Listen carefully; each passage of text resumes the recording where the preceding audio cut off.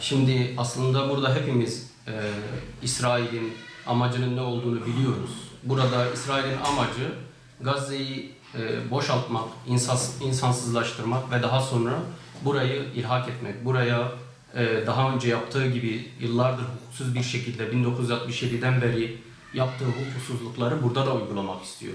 Burayı ilhak edip buraya maalesef yerleşimci dediği gaspçıları yerleştirmek istiyor. Ama tabii ki İslam ümmetinin bu kadar sessizliği karşısında İsrail gittikçe daha fazla cesaret buluyor ve burada gerçekten oradaki Gazze'deki kardeşlerimize yani dünyada yaşanabilecek en büyük acıları yaşatıyor. Bu konuda bütün camialar, bütün cemiyetler, bütün Müslümanlar olarak gerçekten çok üzgünüz, çok sıkıntılar yaşıyoruz, çok ızdıraplar çekiyoruz. Allah bizim elimizle bu olayı değiştirmeyi bizlere nasip etsin. Biz bunu istiyoruz. Yani sadece seyretmek değil, gerçekten Allah bizi buna memur etsin. Biz bunu istiyoruz. Ve son günlerde belki sosyal medyadan ve medyadan takip ediyorsunuz. Özellikle İsrail bir yandan ateşkes görüşmeleri devam ederken bu sabah bir bakıyoruz ki Refah sınır kapısını kuşatmış.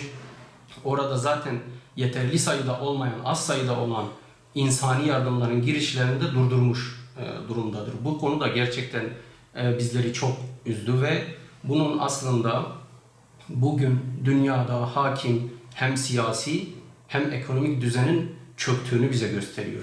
Neden?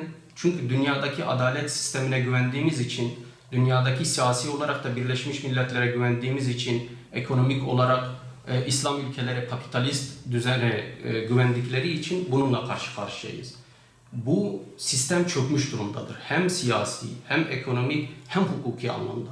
Çünkü 1967'den beri İsrail'in yapıp ettikleri hep yanına kalmıştır. Ve bu onu daha çok cesaretlendiriyor, daha çok suç işlemeye teşvik ediyor ve bugün Gazze'li kardeşlerimizin, Filistinli kardeşlerimizin yaşadığı sıkıntıyı da hep birlikte görüyoruz. O yüzden gerçekten ümmetin artık kendi içinde, kendi ekonomisi, kendi siyaseti ve kendi hukuk sistemini barındıran bir sistem kurması gerekiyor. Ya da İslam İşbirliği Teşkilatı'nı çok daha aktif, çok daha sahada gerçekten dediğini yapan, aldığı kararları uygulayan bir noktaya getirmesi gerekiyor diye düşünüyoruz.